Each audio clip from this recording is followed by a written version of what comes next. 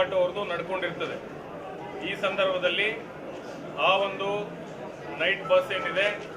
ನಮ್ಮ ಬಸವ ಕಲ್ಯಾಣ ಟೌನ್ ವ್ಯಾಪ್ತಿಯಲ್ಲಿ ಬರುವಂತಹ ಒಂದು ಪೆಟ್ರೋಲ್ ಬಂಕ್ ಬಳಿ ಫ್ಯೂಯಲ್ನ ರೀಫ್ಯೂಯಲ್ ಮಾಡಿಸೋದಕ್ಕೋಸ್ಕರ ನಿಲ್ಲಿಸಿದಾಗ ಆ ಹುಡುಗ ಕೆಳಗಡೆ ಇಳಿದು ವಾಶ್ರೂಮ್ ಹೋಗಿ ತಿರ್ಗಾ ಮತ್ತೆ ವಾಪಸ್ ಬಂದು ಒಳಗಡೆ ಇರ್ತಾರೆ. ಮುಂದೆ ಬಸ್ಸನ್ನು ಒಂದು 100 ಮೀಟರ್ಗಳಷ್ಟು ಮುಂದೆ ಹೋದಾಗ ಇಬ್ಬರು ವ್ಯಕ್ತಿಗಳು ಬಂದು ಅದನ್ನು ತಡೆದು ಅವರು ಪೊಲೀಸ್ ಯೂನಿಫಾರ್ಮ್ನ ಧರಿಸಿರೋದ್ರಿಂದ ತಾವು ಪೊಲೀಸ್ ಅಧಿಕಾರಿಗಳು ಅಂತ ಹೇಳಿ ಸುಳ್ಳು ಹೇಳಿ ಒಳಗಡೆ ಹೋಗಿ ಆ ಹುಡುಗನನ್ನ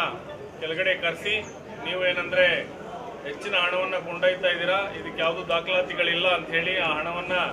ಅವನಿಂದ ಸುಲಿಗೆ ಮಾಡಿಕೊಂಡು ಹೋಗಿರ್ತಾರೆ. ಈ ಪ್ರಕರಣವನ್ನು ನಾವು ಬಹಳ ಗಂಭೀರವಾಗಿ ಪರಿಗಣಿಸಿ, ಯಾಕೆ ಅಂದರೆ ಇದರಲ್ಲಿ ಪೊಲೀಸ್ ಯೂನಿಫಾರ್ಮ್ನ ಬಳಸಿ ಏನಂತಾರೆ ಈ ಥರ ಒಂದು ಅಪರಾಧ ಎಸಗಿದ್ದರಿಂದಾಗಿ ಈ ಪ್ರಕರಣವನ್ನು ಬಹಳ